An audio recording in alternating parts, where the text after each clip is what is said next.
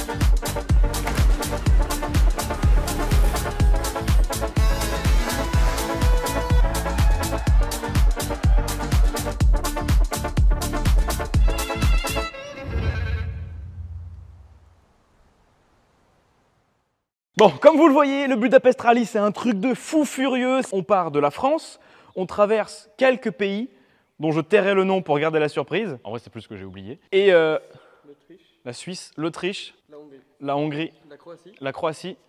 Pas dans cet ordre-là. Pas dans cet ordre-là. C'est mon prompteur Maël qui m'a dit. Alors la vraie surprise de la vidéo, c'est surtout que l'équipe du Budapest Rally vous fait gagner 4 places pour une équipe, pour une voiture. Quasiment tout frais payé. En fait, vous n'avez pas à payer la bouffe, vous n'avez pas à payer le camping et vous n'avez pas à payer vos inscriptions. Ça veut dire presque 500 € par personne. C'est un cadeau de presque 2000 €. Je ne sais pas si vous vous rendez compte. Et ça veut dire que potentiellement, on pourrait être 3 bagnoles de l'équipe PDLV à venir, à participer au Budapest Rally. Et ça va être vraiment un truc de ouf parce qu'il y a de la route, il y a des fêtes, il y a des bagnoles, il y a vraiment tout ce qu'on aime. Donc bref, voilà, je vous laisse un petit peu cogiter à ça. Bien sûr, je vous laisse regarder les liens dans la description. Je sais plus quoi dire. Je suis surexcité à l'idée de faire ce putain de rallye. Ça va être incroyable. Je sais plus quoi dire. Je mettrai des infos. De toute façon, je sais vraiment pas quoi vous dire tellement je suis excité. C'est un truc de ouf. Il y a un pont. Ah oui, c'est vrai.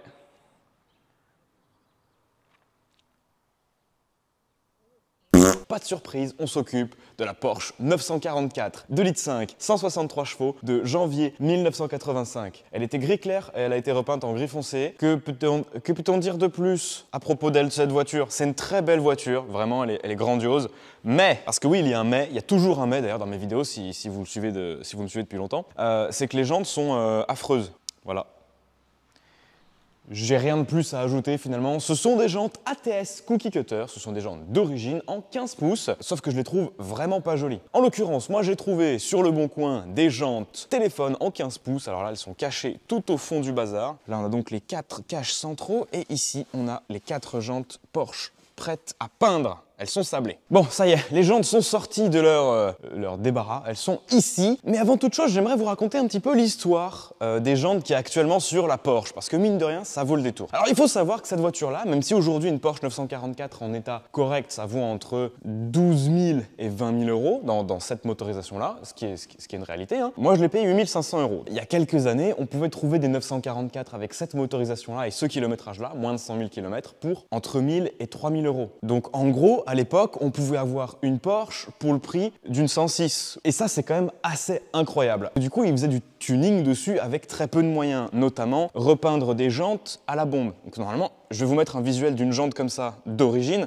c'est magnifique. Hey les amis, juste pour vous prévenir que cette vidéo est sponsorisée par Mesplaques.fr. Alors si vous ne les connaissez pas, laissez-moi vous parler un tout petit peu d'eux. Mesplaques.fr, c'est une société, c'est un site internet même qui vous propose de réaliser des plaques d'immatriculation 100% sur mesure. Bon, ça j'imagine que vous le savez déjà. Et si aujourd'hui je vous parle d'eux, c'est parce qu'ils ont tout simplement développé une gamme de cache-plaques très complète avec des petits accessoires. Et ça, c'est vraiment très bien pour les rassemblements. Les radars, ça marche pour les radars par exemple. Vous pouvez cacher votre plaque avec des onomatopées genre Allez l'OM. Je crois que c'est pas ça l'usage recommandé du truc, non. Et comme d'habitude, vous retrouverez en description absolument tous les liens vers mesplaques.fr et en petit bonus cette fois-ci, je vous mettrai absolument tous les cache-plaques que j'ai déjà fait sur mes véhicules et quelques petits bonus supplémentaires. Alors si ça vous intéresse, n'hésitez surtout pas à aller regarder ce que je vous ai mis en description. Et en plus de ça, mesplaques.fr vous offre 10% de réduction avec le code PDLV05 parce que nous sommes au mois de mai, comme ça que ça fonctionne, jusqu'à la prochaine vidéo. Ce code vous permettra de bénéficier de 10% de réduction sur les plaques d'immatriculation, mais aussi sur les cache-plaques, donc surtout, n'hésitez pas. Retour à la vidéo. Maintenant, je vais vous raconter l'histoire des jantes téléphone que j'ai trouvées sur Le Bon Coin. Putain, le mec, il va nous raconter chaque histoire pendant 20 minutes comme ça? Oui. J'ai trouvé ces 4 jantes téléphone en 15 pouces sur Le Bon Coin qui étaient en vente à 250 euros. En sachant que dans l'annonce, le mec disait qu'elles étaient en super état. J'ai quand même voulu me rassurer à ce niveau-là, donc je lui ai envoyé plusieurs messages en lui demandant si les jantes étaient bien. Et il m'a dit non, elles sont parfaites. Je suis arrivé sur place, elles n'étaient pas du tout parfaites. Malheureusement, j'ai pas pris de photos. J'ai réussi à les négocier à 200 euros. J'étais relativement content de moi. Je les emmène au garage, je les pose par terre sur cette magnifique dalle qui a été extrêmement bien faite et qui est vraiment plate. Et je m'aperçois qu'il n'y en a aucune qui est ronde et qu'elles tournent tous de manière ovale. Donc là, je me suis posé la question, qu'est-ce que je fais? Est-ce que je rachète d'autres jantes, je vends celle-là à un pauvre mec que je vais arnaquer? Ou est-ce que je les refais? J'ai fait des petits calculs et financièrement, c'était plus rentable de les faire refaire par un professionnel. Donc moi, je les ai emmenés chez Rimax, une entreprise sur Valence qui est géniale. Si vous regardez la vidéo, je vous embrasse. Ils m'ont donc redressé 3 jantes sur 4. Déjà là, on peut voir qu'ils sont honnêtes parce qu'ils auraient pu me dire « Ouais gros, j'ai redressé les 4 étaient voilés. » Moi, j'aurais pas pu le voir. Et ils me les ont sablés pour 30 euros la jante. Donc au final, j'en ai eu pour moins de 400 euros le tout. Non, c'est faux, je suis nul en maths. J'en ai eu pour 436,80 € chez Rimax. Plus 200 euros de jantes, ça fait déjà 636,80 € de jantes. Donc là déjà on part sur une base saine, les 4 jantes ont été sablées, on peut voir qu'elles sont vraiment très jolies en fait, une fois sablées, une fois redressées. Vraiment on est sur une très belle pièce d'époque. Je crois que c'est une seule jante, là les 3 sont vraiment bien, mais celle-là, voilà. Celle-ci elle a pris un coup de trottoir. Donc là en gros ça va être petit masticage histoire de retrouver l'arrondi. Et petit masticage également ici, voilà, parce qu'elle a eu des coups de clé dans la gueule et les autres pas du tout. Malgré tout, il y avait encore les caches centraux, et ça aussi avait été repeint. Et il faut savoir qu'il y a 2 modèles de cache moyeux sur ces jantes-là. Il y a un modèle en plastique et un modèle en alu. Le modèle en plastique ne vaut rien, le modèle en alu se trouve sur eBay pour 150 € les 4 caches d'occasion. Donc déjà là, j'ai retrouvé le sourire. Je me suis dit bon ça va, je me suis pas fait couiller tant que ça. Le mec est un con, certes, parce que je l'ai contacté en lui disant mec, les 4 jantes sont voilées, tu m'as dit qu'elles étaient parfaites. Évidemment j'ai pas eu de réponse et il a supprimé toutes ces annonces sur Le Bon Coin. Donc mec, si tu tombes sur cette vidéo-là, je t'embrasse fortement, mais t'es un gros con. Empaffé. Désolé. Madame PDLV a repeint le fond en noir et repoliché le dessus avec un effet alu brossé. Donc quand je ferai le vernis des jantes, je passerai un petit voile de vernis sur les caches également, histoire de faire vraiment quelque chose de très cool. Et ça y est, maintenant j'ai terminé de parler, on peut passer au vrai boulot. On va commencer à préparer ces jantes. Moscat, mon cher Müller! Non, ce n'est pas un tutoriel. Non, je ne suis pas carrossier peintre. Mon métier c'est de faire le zouave sur internet et de vous partager mon activité, de vous partager mon travail. Ne venez pas me dire « C'est de la merde, tes tutos, t'es pas vraiment carrossier !» Bah oui, je le sais, mec, tu ne m'apprends rien. Donc je vais en prendre un tout petit peu, j'ai pas besoin d'en prendre des masses non plus.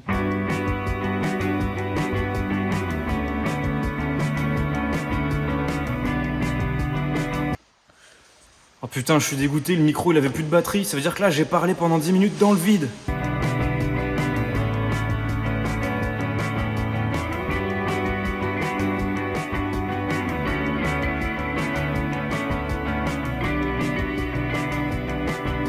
Bon les copains, ça y est, c'est le jour 2. Oui, ça n'a pas avancé de ouf hein, finalement en un jour. Mais ça y est, les jantes sont poncées, elles sont prêtes à être apprêtées, elles sont à l'intérieur de la petite cabine improvisée. Maël est venu hier soir pour m'aider à poncer les jantes. Ça, je voulais pas filmer pour la simple et bonne raison qu'on a pris du papier à poncer et on a frotté les jantes pendant des heures. Voilà. Je vais quand même vous les montrer, ces petites jantes, parce qu'elles sont vraiment jolies. Et je vais également vous montrer par la même occasion ma petite cabine de peinture improvisée. Ouh là putain, il fait chaud! Oh, il doit faire au moins 25 degrés là-dedans, c'est abusé. J'ai mis ce petit chauffage là d'appoint, mais vu que ça fait que 9 mètres carrés et qu'il n'y a pas trop de déperdition de chaleur, hein, tout est isolé partout, enfin isolé, tout est scotché partout, tout est étanche, voilà, la chaleur reste vachement bien à l'intérieur.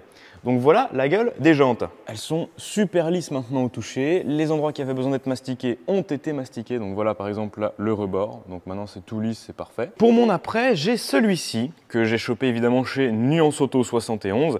Il est très épais. Donc en gros il faut mettre 4 doses de ça pour une dose de durcisseur. Sauf que habituellement j'ai l'impression que l'après est super épais. Donc je sais que c'est le but puisque c'est garnissant. Mais le problème c'est que vraiment j'ai l'impression que le pistolet se bouche. Donc ce que je vais faire c'est que je vais essayer de rajouter un tout petit peu de diluant pour que ce soit moins épais et donc que ce soit moins épais. Voilà. Ouais, vous allez rire. Alors en fait, j'ai perdu les petits gobelets de mélangeage de peinture. Du coup, je fais ça dans le godet du pistolet. Voilà. Je sais pas quoi vous dire les gars. Là, ça sort un peu, mais ça fait des grumeaux. Ça veut dire quoi quand ça fait des... Je sais pas. Hein. Oh là là, ça fait des sacrés grumeaux là. Hein. Moult réglages plus tard. Ah oui, là c'est super là. Ah ouais, excellent.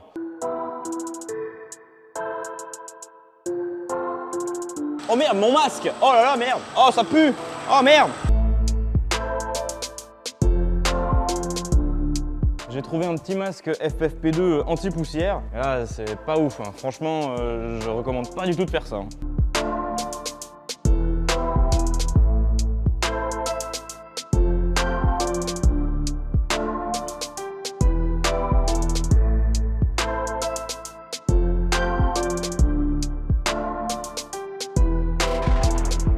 Alors, le problème des deux jantes que j'ai fait juste avant, c'est que j'ai mis trop de trucs pour liquéfier l'après. Du coup, c'est beaucoup trop liquide et ça coule à la mort. Donc là, j'ai essayé de refaire un dosage, mais j'ai fait avec les fonds de peau, donc à mon avis, ça va pas être parfait non plus. Hein.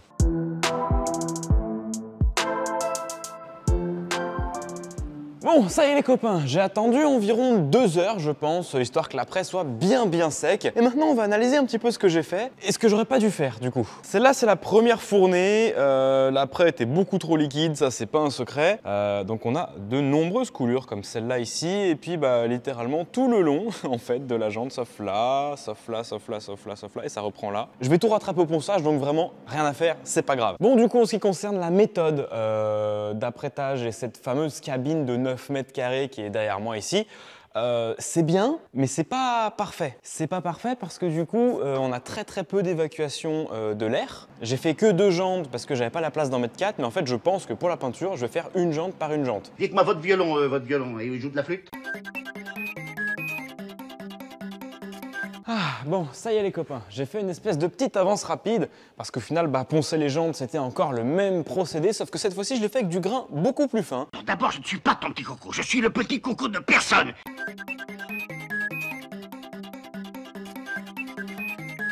Il est pas là le patron? Non, monsieur. Bon, allez hop, c'est parti, on va tenter notre première couche de peinture sur cette jante-là. Voilà.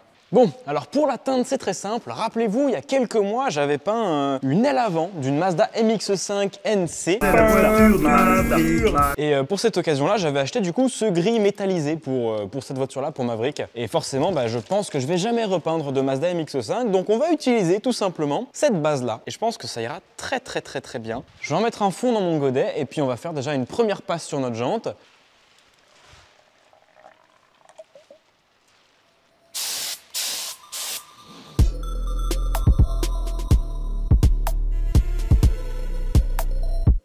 On va laisser sécher un petit peu et on revient dans quelques instants.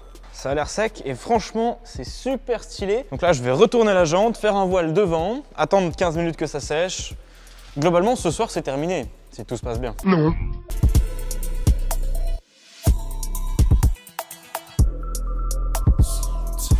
Bon, ça y est, la deuxième couche est appliquée, c'est en train de sécher. Du coup, ce qui s'est passé, c'est que vu que ma préparation de l'après était pas incroyable, que j'ai pas poncé comme un marteau, et ben en fait là où il y avait les coulures d'après et que j'ai quand même poncé, ben on les voit toujours. Donc ici par exemple, là, une fois que ce sera monté sur la voiture et qu'on roulera à 220 km/h, ça se verra plus. Donc voilà, il n'y a pas de secret en fait, si vous voulez une peinture parfaite, il faut passer du temps sur la préparation. J'ai négligé cette étape, là je suis en train de m'en rendre compte. Tant pis, c'est pas grave, ça reste quand même très joli, c'est une très jolie teinte. Ce sera très très bien, voilà. 2 hours later. Les jantes sont en train de sécher. Donc voilà, donc on a cette jante là, première que j'ai faite, première que je vous ai montrée. J'ai remis une couche quand même, histoire d'eux. Et non, là on a bien les traces de coulure de l'après. Alors c'est dommage parce que moi j'ai pas fait de coulure sur la peinture. C'est un peu dommage. Celle-là du coup elle a eu 2 couches à l'envers. Celle-là elle a eu 2 couches à l'envers. Elles sont pas encore peintes devant les deux. Et il y en a une à l'intérieur de la cabine qui est en train de sécher. Et elle pareil, elle a eu 2 couches à l'arrière. Elle en a pas encore eu à l'avant. Et du coup pendant que ça sèche, je me suis dit que j'allais vérifier les freins de la voiture. Les freins de la Porsche, parce que la voiture me laisse des taches énormes au niveau de sa roue avant gauche. Voilà, ce genre de taches là, bien dégueulasse, bien grasse. Bon, quoi qu'il en soit, ça vient bien des freins, ça c'est sûr, parce que regardez un peu l'état de la roue, ça brille, c'est gras. Et quand on regarde, quand on se penche là-dessous et qu'on regarde avec une lampe à ultraviolet, vous voyez ce qui est plus blanc, ce qui est plus clair, là par exemple la goutte qui est là, ici, c'est du liquide de frein. Et en fait, on se rend compte que la durite, il n'y a rien. Le truc ici, pour purger, il n'y a rien. Par contre, quand on vient dessous l'étrier, c'est plein de liquide. Mais du coup, voilà. Donc le kit piston plus joint que j'ai changé fuit alors qu'il ne fuyait pas avant. Je l'ai déjà démonté une fois, je l'ai renettoyé, je l'ai remonté. Je ne sais pas du tout ce qui se passe. En sachant que je ne peux pas remonter les anciens pistons, évidemment, je vais quand même vous montrer parce que c'est assez rigolo. J'avais demandé à quelqu'un de me sabler les étriers. J'avais mis 2 boîtes, une boîte par étrier. Et malheureusement, il s'est avéré que la personne a également sablé les pistons. Me demandez pas pourquoi il a sablé les pistons, j'ai pas envie de savoir non plus. J'ai racheté des pistons à 50 €, mais ça fuit et je ne sais pas pourquoi, je ne comprends pas. J'ai donc décidé de manière très synthétique de redémonter l'étrier dans son intégralité pour voir d'où pouvait venir le problème. Et là, stupeur, je retire le joint cache-poussière et il y a déjà plein de liquide de frein. L'étanchéité ne se fait pas du tout au sein de l'étrier même. Évidemment, je vérifie mon piston est neuf, aucune marque, aucun accroc, rien du tout. Donc déjà, j'écarte ce problème, ce n'est pas le piston. Et là, je regarde le joint et je m'aperçois en le regardant vraiment très très près que déjà le joint est beaucoup trop grand par rapport au piston, donc que le piston nage un petit peu. Et je me dis que dans un premier temps, ça peut être ça. Ensuite, je regarde le joint et je me dis, mais là, le joint, il est complètement mort. Donc voilà ma première théorie. Je dis première parce que on est encore très loin de la fin de l'histoire. Retour à la case peinture, puisqu'évidemment, ça c'était toujours pas terminé. Et là, on parle du vernis. Alors déjà, un grand merci à la personne qui est venue m'aider. Je vais pas donner son nom pour respecter son anonymat. Mais du coup, merci beaucoup d'être venu me filer un petit coup de main. Ça, c'est la seule séquence que j'ai filmée pour le vernis. Je sais pas pourquoi. Mais globalement, voilà, j'ai appliqué le vernis au pistolet et puis on se retrouve tout de suite pour le résultat et le montage sur la voiture. Et ben non, pas du tout. En fait, on se retrouve sous la voiture pour tenter de comprendre pourquoi est-ce que les ampoules de recul ne s'allument plus quand je passe la marche arrière. Donc première étape, localiser le capteur de marche arrière qui est juste là-haut, là devant mon doigt, là, ça vibre, là, juste là, ici, voilà. Et une fois qu'on l'a trouvé, on doit essayer de le retirer. Alors pour le retirer, c'était pareil, il a fallu un petit peu d'investigation parce que finalement un cliquet, ça passait pas du tout. Et pour éviter de tuer mon petit chien, j'ai utilisé un cric pour lever la boîte de vitesse. Et j'ai donc ainsi démonté un des 2 supports de boîte de vitesse pour pouvoir accéder au capteur à l'aide d'un cliquet. Puis après, j'ai refait la méthode en marche arrière et mais non, ça marche. Arrière, t'as compris la blague, j'ai envie de mourir. Pamplemousse.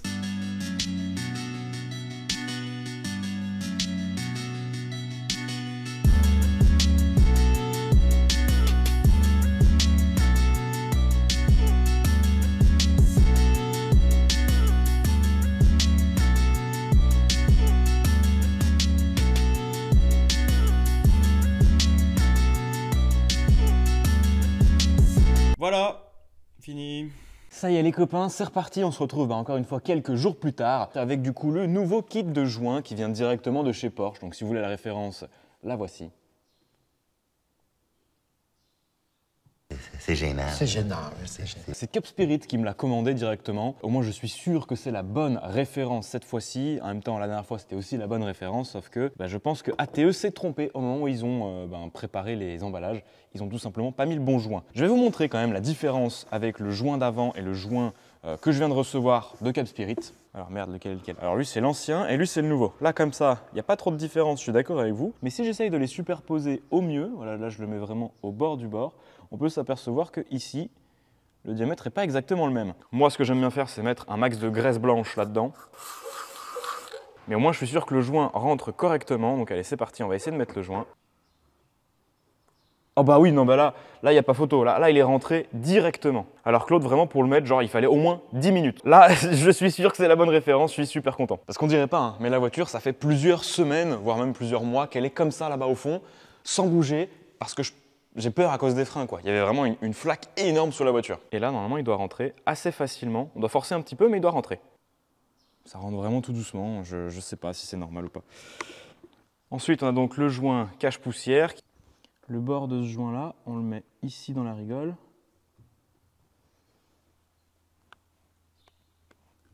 Voilà, parfait. Ensuite, on prend ce circlip, on le met autour. Et voilà. Et là, on a un piston neuf. Nickel. L'étrier est prêt à être remonté sur la voiture. Bon, maintenant que l'étrier est terminé et prêt à être remonté sur la voiture, je vais d'abord changer les durites de frein sur la voiture, durites de frein qui sont juste ici. Je les ai également achetées sur Cup Spirit parce que au moins je sais que c'est de la pièce d'origine, ça se montera très bien. Donc c'est parti, on va faire ça pendant que l'étrier est démonté. Pourquoi est-ce que je veux changer les durites de frein? C'est très simple. Pour éviter que mon liquide coule quand j'avais l'étrier démonté, j'ai mis une pince bloc, sauf que je pense que vous pouvez le voir un petit peu, ça m'a complètement déformé la durite. Voilà, donc ne faites surtout pas ça. Alors par contre, je vais dégripper un maximum avant de commencer, en mettant un max de dégrippant ici. Foirer une durite de frein, ça m'est déjà arrivé une fois, j'ai pas envie que ça m'arrive à nouveau, et je pense que c'est une des douleurs les plus chiantes avec le coup de pied dans les couilles et peut-être l'accouchement pour mesdames, je ne sais pas. Bon, alors pour ce faire, j'utilise des clés à tuyauter, parce que du coup, ça vous rajoute 2 angles supplémentaires, et ça évite un peu plus de niquer les durites. Et on force. Oh! Ah bah putain! Mais j'ai jamais vu quelque chose d'aussi facile de ma vie! Oh putain, ça part, mais ça sort à la main! Mais c'est un truc de malade! Nickel, voilà la vieille durite. Et voilà la neuve! Super! Voilà. Et voilà, maintenant ça coule plus par là, mais ça coule par la nouvelle durite, donc très bien. Ça c'est vraiment assez chiant à faire, hein. Ça y est, la durite est installée, c'est tout propre, c'est tout dégraissé. Alors la durite passe d'une manière un peu bizarre, je vous l'accorde. J'ai l'impression que ça lui tire un peu sur la gueule, mais j'ai regardé de l'autre côté et c'est pareil. Dernière chose qui restera à remplacer, je pense que je le ferai plus tard parce que je ne sais pas comment on fait, c'est le câble du compteur de vitesse. Et oui, sur ces voitures-là, on a un câble qui part du moyeu avant gauche et qui va jusqu'au compteur de vitesse. J'ai remplacé le compteur déjà par un autre compteur que j'avais qui fonctionnait et ça ne fonctionne toujours pas. Donc par élimination, c'est le câble ici qui part de là et qui va jusqu'à là, qui est cassé. J'ai un modèle de remplacement que j'ai également pris chez Cup Spirit, vous vous en doutez, j'ai fait une belle commande chez eux, il vient de chez Porsche. Donc le câble, c'est tout bête, il y a ça qui est dans le compteur, un petit carré, et l'autre petit côté qui est là, qui vient dans le moyeu, et je sais pas comment ça fonctionne, je sais pas comment ça se monte, comment ça se démonte, donc je le ferai avec quelqu'un qui sait faire.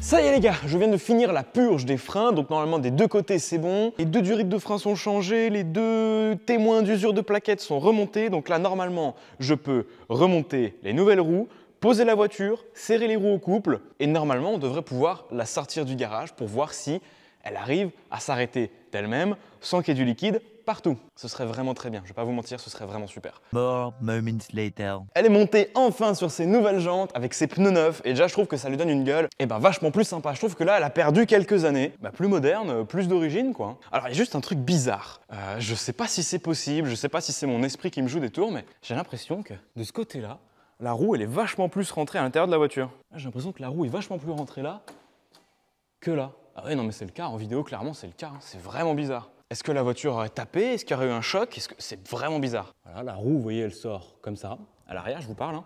Et de ce côté-là, la roue, elle rentre vachement plus. Je trouve ça vraiment très bizarre. Par contre, je viens de voir un truc beaucoup trop drôle, c'est que j'ai posé la voiture totalement au hasard sur ses roues, et de ce côté-là, le logo Porsche, il est pile poil droit, et de ce côté-là, à l'arrière, il est pile poil droit. Voilà, c'est tout, on s'en fout. Hein. Bon allez, on va essayer de la démarrer. J'espère qu'elle va démarrer, parce que ça fait longtemps qu'elle n'a pas démarré. Oh bah... il n'y a carrément pas de batterie. Il se passe absolument rien. Bon, du coup, je viens de vérifier la tension avec le multimètre et la batterie me donne 1,1 volts. Donc à mon avis, il y a quelque chose qui doit pomper du jus quelque part sur la voiture. Donc ça, pareil, ça va être un nouveau truc à regarder.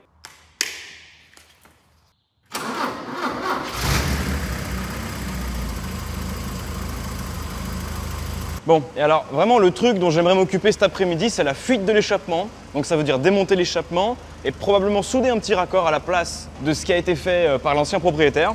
Parce que vraiment, si on écoute, là on l'entend super bien, à peu près au milieu de la voiture, ça fait un souffle dégueulasse. Il y a une vraie fuite à l'échappement. Bon, bah là j'ai fait 20 mètres, la pédale elle est allée tout au fond, ça a faitchtong et elle freine plus. Bon, bah visuellement, en étant allé sous la voiture, j'ai vu rien d'anormal, pas de fuite, rien de gras. Je vais essayer de faire demi-tour, de la ramener au garage et voir si je constate encore quelque chose. Mais la voiture a calé en plus, donc trop bizarre. Ah non, elle aura plus de batterie. Bah oui, elle a plus de batterie. Ah, il n'y a même plus assez de batterie pour ouvrir le coffre. Ça va mon chien? Oui, je suis là, t'inquiète, tout va bien. Eh oui, exactement. Bon. Ouais, la joie des voitures anciennes.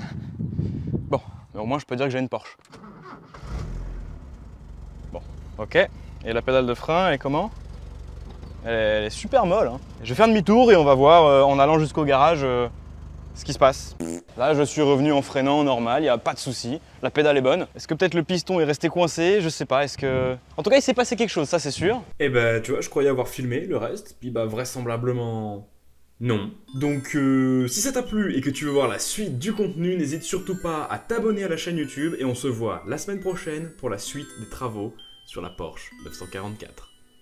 2,5 litres, 163 chevaux, de janvier 1985. Elle était gris clair, elle a été repeinte en gris foncé.